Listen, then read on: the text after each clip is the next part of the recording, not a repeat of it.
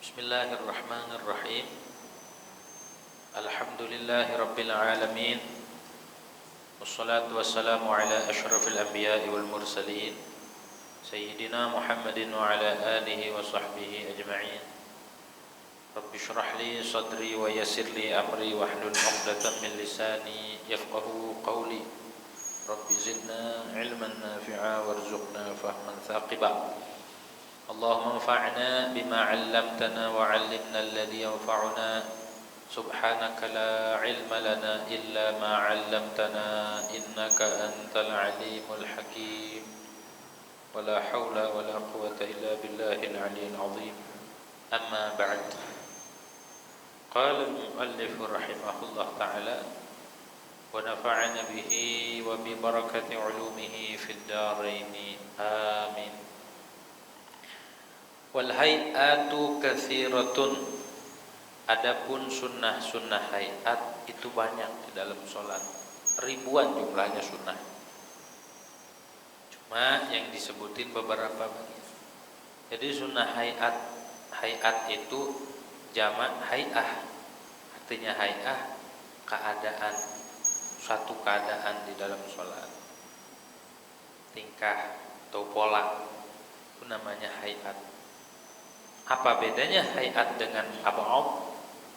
Kalau sunnah hayat, andai ditinggal baik sengaja ataupun tidak, maka tidak dianjurkan sujud sahwi. Itu bedanya.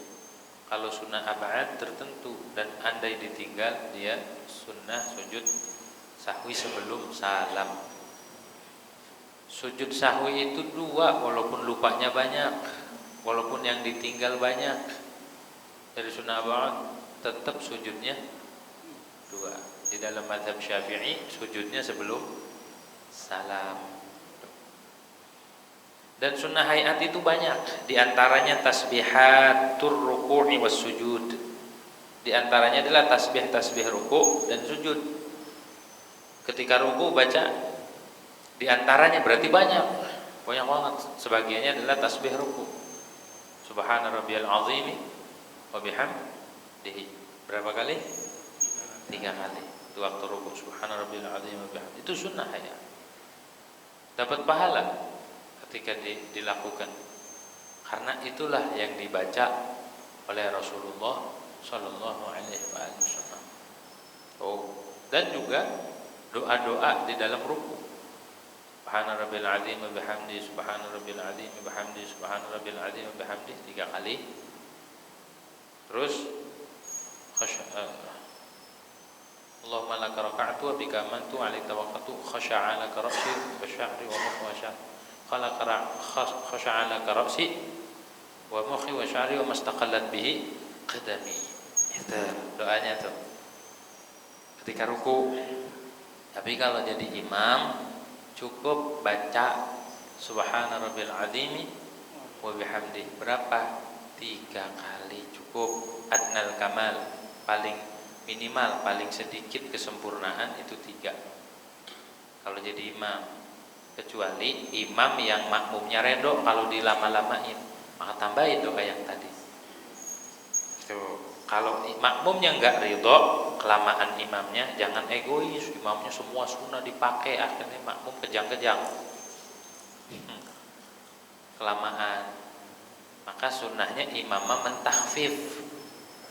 Kalau imam itu kalau sholat lihat kondisi makmum.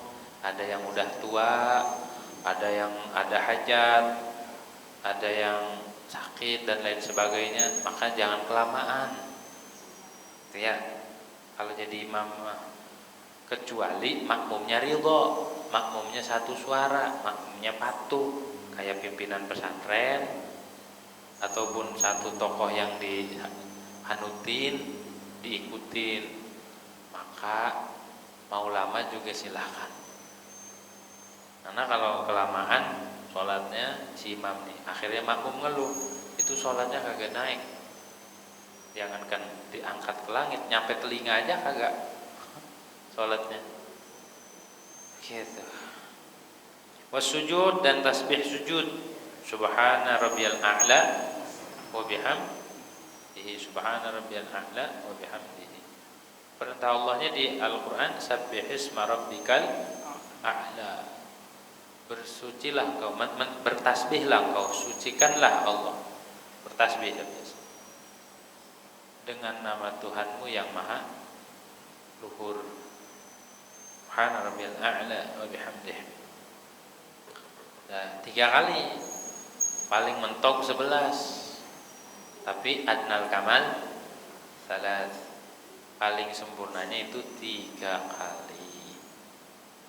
Kalau pengen panjangin, tambah Allahumma laka sajadtu wa bika amantu wa alaika tawakkaltu sajada wajhi lilladzi khalaqahu wa sawwarahu wa syaqqa sam'ahu wa basarahu tabarakallahu ahsanul khaliqin. Kalau mau dipanjangin begitu. Kalau mau dipakai semua sunnahnya. Wasairu adkaril arkan, dan seluruh zikir-zikir rukun. Maksudnya rukun, setiap rukun sholat kan ada zikirnya.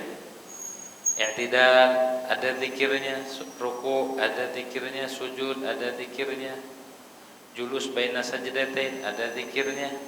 Nah, itu semua sunnah ayat. Mimma yutlabu fiha, dari perkara yang dituntut pada rukun tersebut. Maksudnya yutlabu, disunnahkan, dianjurkan. Seperti tahmid fil i'tidal, seperti baca tahmid ketika i'tidal. Sami Allahu liman hamidah. Itu sunnah juga, bangun dari ruku, namanya i'tidal. Sami Allahu liman hamidah. Pas berdirinya baca Rabbana lakal hamdu atau Rabbana walakal hamdu.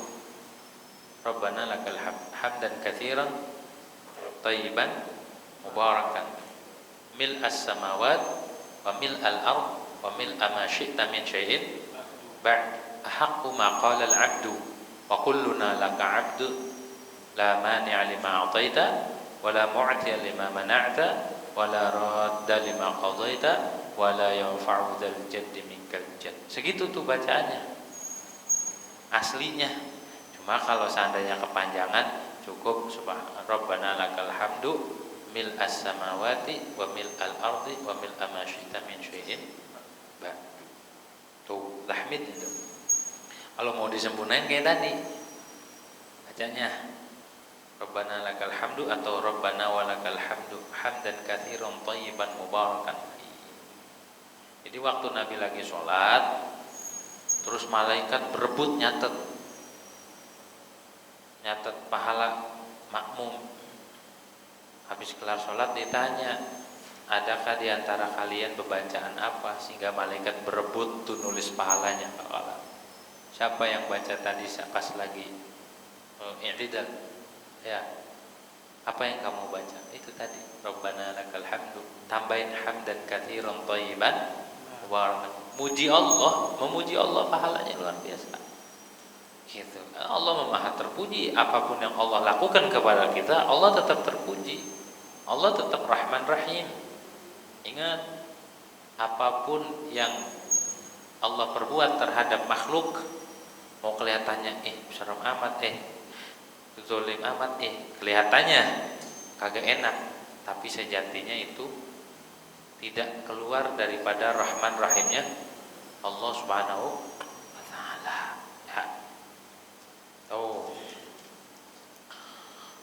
Wa du'a fil julus, nomor berapa tuh? 4 dah. Wa du'a fil julus, dan doa di dalam duduk baina sajdatain, antara dua. Apa doanya? Rabbik fili warhamni warfa'ni wajburni warzuqni wahdini wa'afini wa'fu anni. Itu doa, itu juga sunnah hayat. Di dalam mazhab Syafi'i sunnah, tapi seluruh sunnah yang di dalam mazhab Syafi'i, dalam mazhab Ahmad bin Hanbal, Imam Ahmad bin Hanbal, itu wajib, harus dibaca. Makanya biar kita keluar daripada khilaf, baca seluruh sunnah yang dianjurkan dalam sholat. Baca ta'awudz, jadi Rabbik firli, minta ampunan tuh sama Allah. Di sholat tuh komplit. Di dalam sholat kita minta ampunan sama Allah, Rabbik firli. Itu ajaran Nabi. Nabi pun waktu sholat bacanya itu, Rabbik firli. Ya Allah ampuni aku. Minta ampunan. Yang banyak minta ini minta itu, dosa kita mah nggak pernah diminta ampunan, nggak pernah minta ampunan sama Allah. Ya Allah minta ini, ya Allah minta sukses, ya Allah minta berkah, ya Allah. Dosa kita banyak. Jangan lupa kita juga minta ampunan sama Allah Subhanahu. Makanya diawali Rabbik firli. Minta ampun dulu, minta maaf dulu. Banyak salahnya kita ini sama Allah Subhanahu wa taala. Banyak salahnya, mau disengaja atau tidak. Merasa benar, terus kita itu lupa, lalai, nyeloncoh, zalim sama diri kita. Gitu. Terus menunda-nunda ibadah, ngeluh, itu dosa. Makanya wajar kita minta ampun. Rabbik firli warhamni, ya Allah sayangi aku. Warfa'ni, angkat derajatku ya Allah. Wajburni, dan tambal aku, tutupi segala kekurangan, tutupi segala hajat-hajatku ya Allah. Warzuqni, minta rezeki ya Allah, beri aku rezeki ya Allah, rezeki zahir dan batin. Wa'afini, ya Allah sehatkan aku, pelihara aku. Wa'afu anni, maafkan aku ya Allah. Keren gak munajatnya di dalam sholat? Rabbik firli, disebut dulu ya Allah, wahai Tuhanku, ighfirli, ampuni ya Allah, ampuni aku ya Allah, minta ampun ya Allah. Karena kalau percuma kita banyak keberlimpahan, apa aja dikasih tapi kita nggak diampunin sama Allah, buat apa? Buat apa kita kalau diseksa? Buat apa kita banyak-banyak kalau nggak disayang sama Allah Subhanahu wa taala? Minta sama Allah, Rabbik firli warhamni, sayangi aku ya Allah, minta rahmat, minta kasih sayang Allah Subhanahu wa taala. Mahal kasih sayang Allah itu, mahal. Kalau Allah udah sayang, maka kita insya Allah tenang hidupnya. Jangan dibilang gini, oh hidup saya susah banget ya, padahal ngaji mulu, sholat juga nggak pernah tinggal, kok hidupnya begini. Salah kalau menilai rahmat itu hanya dari segi materi. Nanti keluarganya tenang nggak, ribut nggak rumah tangganya? Kagak sih, nggak pernah ribut. Itu suatu rahmat dari Allah Subhanahu wa taala. Adakah kekurangan? Enggak sih. Tidur nyenyak, sehat, keluar keringat, mata masih ngedip, nafas masih, itu rahmat daripada Allah Subhanahu wa taala. Kadang-kadang orang dikasih materi tapi kesehatan kagak dikasih. Mahalan kesehatan daripada materi. Sehat itu mahal. Jangan ditukar sama materi. Gitu ya. Dan akhirat itu mahal, jangan ditukar sama dunia. Ketika kita dikasih nikmat akhirat, mana nikmat akhirat? Kita dipermudah untuk ibadah, dipermudah untuk sedih terhadap dosa-dosa, hatinya dilembutin sama Allah, hatinya dikasih rasa takut, hatinya kita dikasih berharap sama Allah, hatinya kita dikasih ikhlas, hati kita dikasih tenang. Itu nikmat. Jangan ditukar sama materi. Jangan, kok enggak gol-gol ya? Emang apa yang digolin? Emang bola. Jadi ketika kita merenungi nikmat-nikmat yang sudah kita nikmatin, maka kita timbulnya syukur. Ketika kita mengharapkan atau mencari sesuatu yang kita inginkan yang belum terjadi dan belum kita nikmati, yang ada kita banyak ngelamunnya. Waktu habis mikirin sesuatu yang belum terjadi, dapat mah belum tentu, tapi pikiran kita terkuras, hati kita pun sama. Maka dari itu jangan pernah kita membebani diri kita dengan memenuhi segala harapan-harapan, terlebih harapan dunia. Aduh, gitu ya. Kita memintanya cukup minta diampuni sama Allah, minta disayangi sama Allah. Rabbik firli warhamni wa tub alayya. Cukup. Hidup disayang sama Allah itu cukup. Sudah dapat rahmat Allah. Gitu. Tenang, cirinya rahmat itu di hati tenang. Ya. Itu ciri turunnya rahmat Allah. Kayak di majlis taklim. Ada enggak orang di majlis taklim ribut? Enggak ada. Ada enggak di majlis taklim besar? Ada.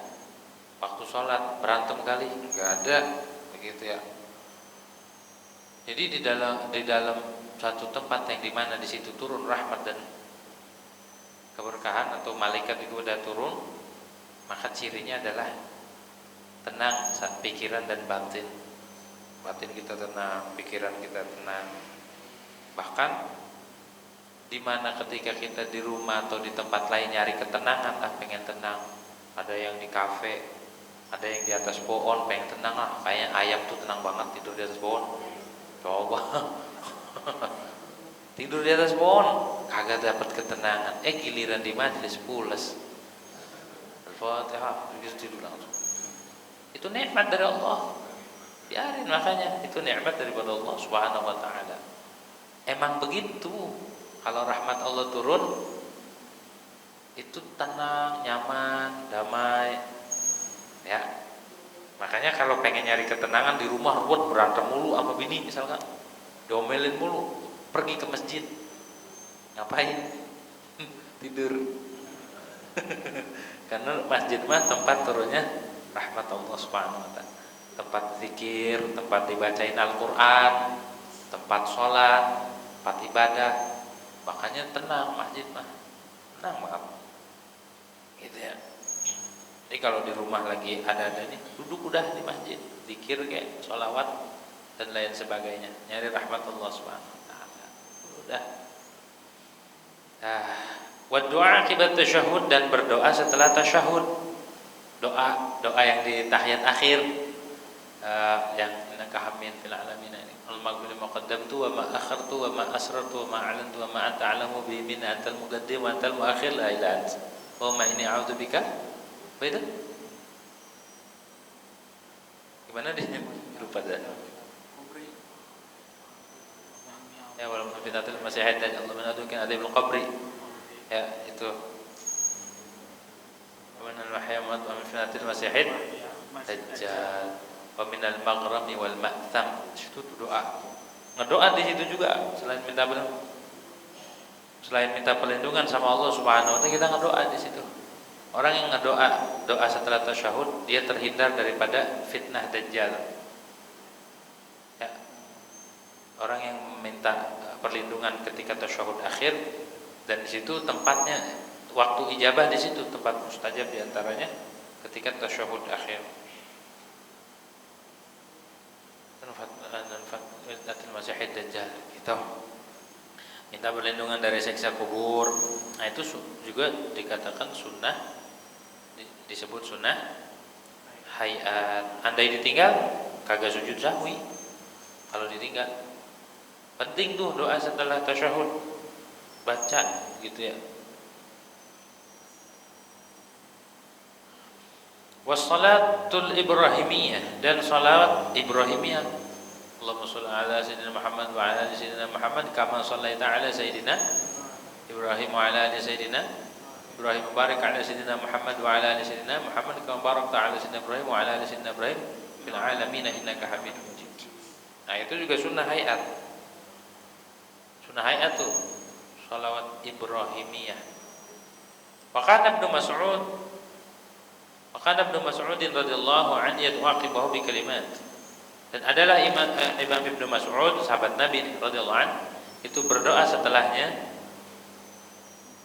tasyahud dengan beberapa kalimat, di antaranya Allahumma inni as'aluka minal khairi kullih ma 'alimtu minhu wa ma lam a'lam. Ya Allah, sungguhnya aku mohon kepadamu dari seluruh kebaikan yang aku tahu dan yang tidak aku ketahui. Keren ya, singkat doanya. Ya Allah, aku mohon seluruh kebaikan. Apa-apa yang baik saya minta ya Allah, yang aku ketahui atau yang tidak aku tahu. Maksudnya yang tidak aku ketahui, yang hanya Engkau yang tahu. Kebaikan itu tidak harus menurut kita. Kadang-kadang menurut kita baik, tapi di sisi Allah itu agak baik. Kadang-kadang di sisi menurut kita baik dan emang baik di sisi Allah Subhanahu wa taala. Itu harapan kita. Ya, kalau kita pengen kebaikan tiba-tiba ternyata baik dikasih. Ada sesuatu yang menurut kita buruk. Begitu enggak suka, enggak mau. Tapi ternyata itu baik buat kita. Ada yang gitu, ada yang emang menurut pandangan kita enggak baik dan emang di sisi Allah itu tidak baik. Ada juga yang menurut kita mah kagak baik, tapi menurut Allah baik. Itu berarti kita nggak tahu tuh kebaikan yang kita nggak tahu kalau itu baik ternyata. Ada banyak yang kayak gitu, dia ogah-ogah gitu ya. Ogah sama dia mau ogah emang apa? Nggak mau, nggak mau. Ternyata yang terbaik. Gitu yang nggak mau, ujung-ujungnya mau gitu. Ya kan nggak tahu. Makanya doa nih, ya Allah minta aku mohon kepadamu seluruh kebaikan yang aku tahu ataupun yang nggak aku tahu. Makanya ketika kita punya harapan atau minta sesuatu digagalin sama Allah, jangan buru-buru nyalahin, jangan buru-buru putus asa, jangan marah-marah, jangan kita sedih, jangan kita putus asa dan sakit hati banget gitu. Kan kita minta sama Allah, minta apa? Perlindungan, minta yang terbaik. Giliran harapan kita dipatahin sama Allah karena tahu ini kagak baik. Harusnya kita bersyukur ketika seluruh atau beberapa harapan kita digagalin sama Allah. Waduh, udah lama-lama ditunggu ternyata begini, udah ada janji, udah katanya bakal begini, bakal begitu, ternyata gak jadi. Harusnya bersyukur sama Allah. Kenapa? Kan kita minta yang terbaik. Yang terbaik itu yang tahu Allah apa kita? Allah lah iya. Ketika kita digagalin, jangan buru-buru kita marah dan kita putus asa, jangan kita nyalain siapa-siapa, termasuk diri kita, jangan. Inilah salah satu cara Allah melindungi diri kita. Ya, karena kita minta kebaikan, jadi sama Allah, udah jangan. Berarti hal itu baik buat kita sebenarnya. Cuma kitanya ngelihat dengan kacamata zahir, seolah-olah ini nggak enak, seolah-olah ini nggak baik, itu ya. Tuh. Wa ma lam a'lam wa a'udzu bika minasyarri. Dan aku berlindung denganmu dari keburukan, seluruh keburukan saya berlindung. Ma 'alimtu minhu wa ma lam a'lam. Baik yang aku tahu ataupun yang tidak aku tahu. Segitu doang doanya Imam Ibnu Mas'ud habis tasyahud. Allahumma inna nas'aluka minal khairi kulli 'ajil ma 'alimtu minhu wa ma lam a'lam wa a'udzu bika minasyarri kulli ma 'alimtu minhu wa ma lam a'lam. Segitu doang. Pokoknya minta kebaikan apa aja. Gak usah disebutin A-I-U nya, enggak, udah cukup. Al-khair mencakup seluruh kebaikan dunia dan akhirat. Dan asyar di situ mencakup keburukan dunia, akhirat, zahir dan batin. Gitu. Kalau ibu-ibu mah isi doa Allahumma inna nas'aluka ya wa'udzubika minasyarri, ya Allah mudah-mudahan suami saya jangan kawin lagi, isinya itu. Gitu ya. Istrinya minta, ya Allah mudah-mudahan suami saya gak kawin lagi. Suaminya minta, ya Allah mudah-mudahan nambah. Ayo dah tarung di langit itu. Siapa yang paling menang? Yang menang siapa tuh? Kalau ibu-ibunya ikhlas, nggak terjadi. Kalau bapak-bapaknya ikhlas, sama-sama ikhlas, tarung terus. Tiap malam ada suara petasan di atas rumahnya. Itu apa? Itu perang doa. Kadang suami minta A, istri minta B, nggak ketemu nih, perang tuh, meleduk gentengnya. Itu minta yang diridhoin sama Allah. Gitu. Allah saya minta ridhonya. Wa man dawama 'ala tarki tasbih fi ruku' wa sujud saqatat syahadatu. Tuh. Jangan disepelein sunnah ya. Masalah sunnah aja. Siapa orang yang sering meninggalkan tasbih di ruku dan sujud, yang dia nggak baca tasbih, nggak baca subhana rabbil azim wa bihamdi, nggak baca subhana rabbil a'la wa bihamdi, dia nggak baca itu tuh. Siapa yang sering meninggalkan, maka saqatat syahadatu, gugur kesaksiannya, gugur tuh. Jangan nyepelin sunnah. Sunnah itu nyelamatin kita. Sunnah itu menjadi penyempurna fardu. Ibarat makanan, nasi ada lauknya, ada lalapannya, ada kerupuknya, kan enak, ada sambelnya. Kalau nasi doang, coba dah tiap hari makan nasi doang, darah tinggi. Gula, darah tinggi, marah-marah nanti ngomel-ngomel, nasi mulu. Bukan? Timbang sama orang makan daging, itu lebih cepetan makan nasi putih, darah tingginya. Iya ngomel, nanti ngomel nasi putih doang sama garam sama air putih. Tapi kalau orang makan daging santai. Jadi ternyata penyebab darah tinggi itu kalau orang makan nasi putih doang sama air putih minumnya. Itu cepet bikin darah tinggi. Emosi kan? Jadi kalau orang itu sering meninggalkan sunnah, maka gugur kesyahadatannya. Artinya syahadat tidak diterima jadi saksinya. Gak bisa dipercaya kalau orang sering meninggalkan sunnah. Bagaimana kalau yang sering ninggalin fardu, kagak sholat, udah itu jadi saksi nikah, sholat kagak pernah. Udah itu pakai celana pendek di atas dengkul, kelihatan pahanya. Giliran ada pernikahan dia ditarik jadi saksi, bahaya. Emang apa? Nah saksi yang adil cari. Kalau sekarang kagak ada yang adil, minimal yang sedikit kefasikan. Cari yang kelihatannya soleh, sering bolak-balik ke masjid, sering rajin ibadahnya. Secara zahir kita ngelihat, nah ini disebutnya masturul adalah. Orang yang dikata adil juga nggak tahu, dikata fasik juga nggak tahu nih, namanya masturul adalah sah. Cari orang yang rajin ibadah, rajin ke majelis taklim di lingkungan nih orang kayaknya kagak bermasalah. Jadi saksi, ini saksi sembarangan. Kalau pernikahannya enggak sah, mau tanggung jawab dunia akhirat. Gitu. Jadi saksi nikah tuh enggak gampang. Jadi saksi nikah enggak gampang, harus benar-benar yang teliti.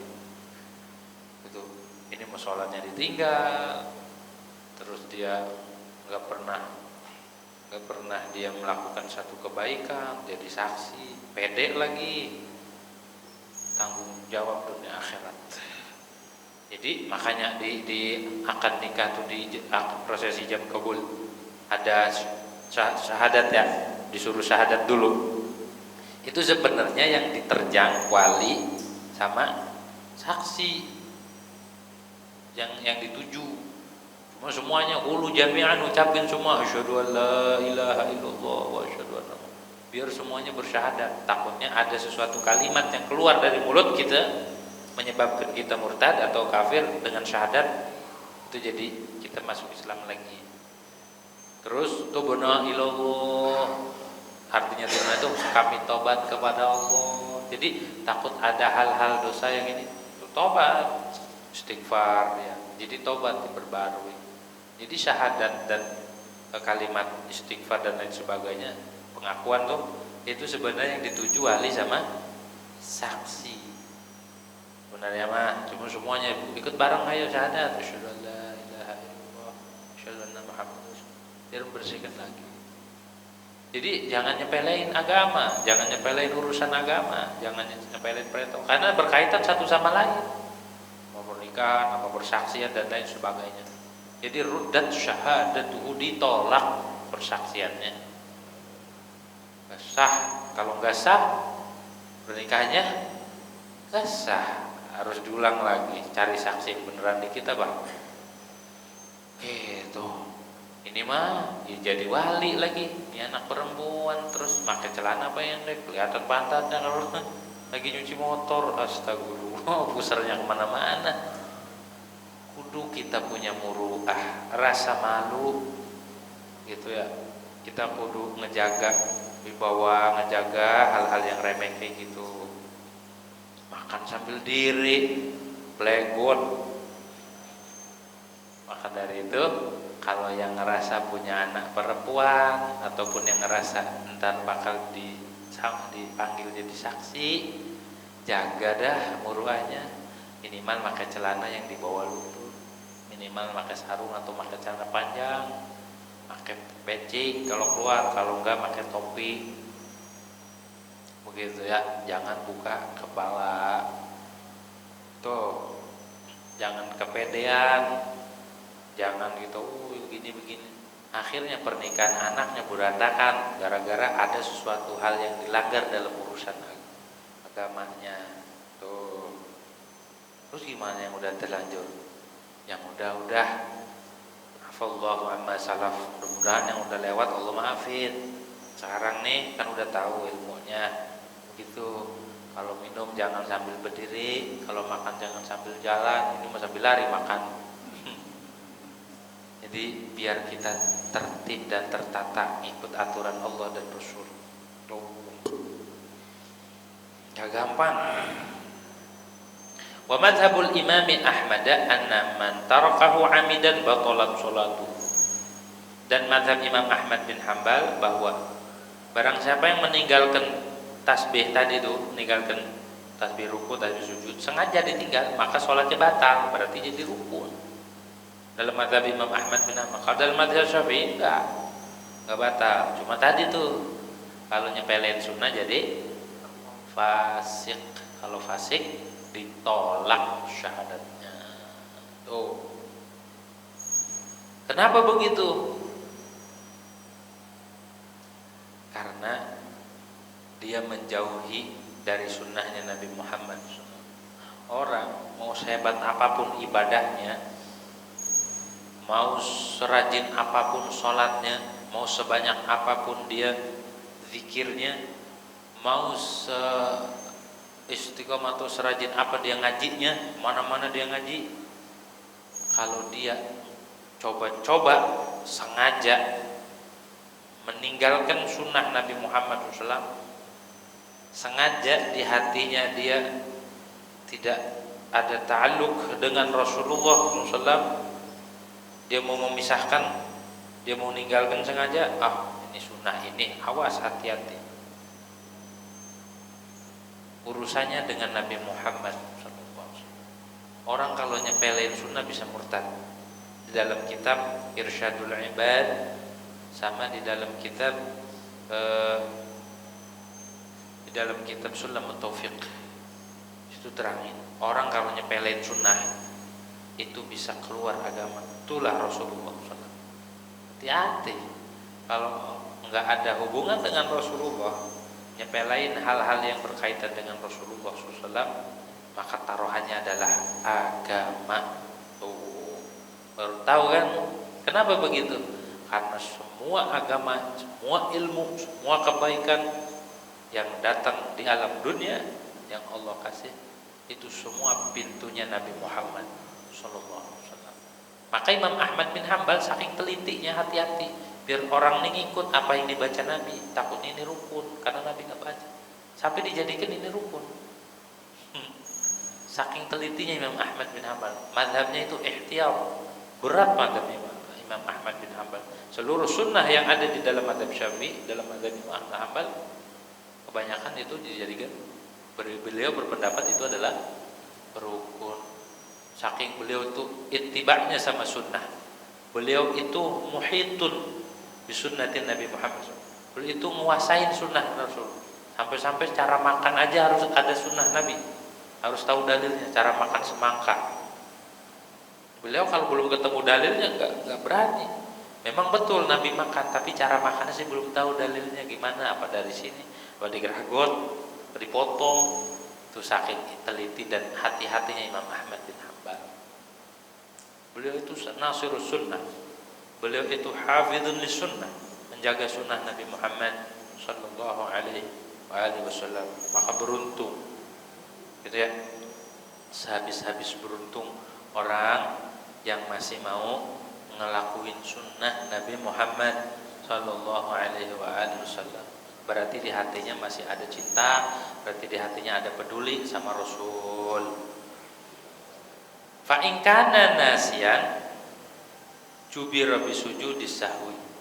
Jika meninggalkannya itu lupa, bila adalah ia tarku, nasiyan itu lupa. Di dalam mazhab Imam Ahmad, kalau ninggalin sunnah yang tadi karena lupa, maka ditambal dengan sujud sahwi, diganti di akhirnya sujud sahwi.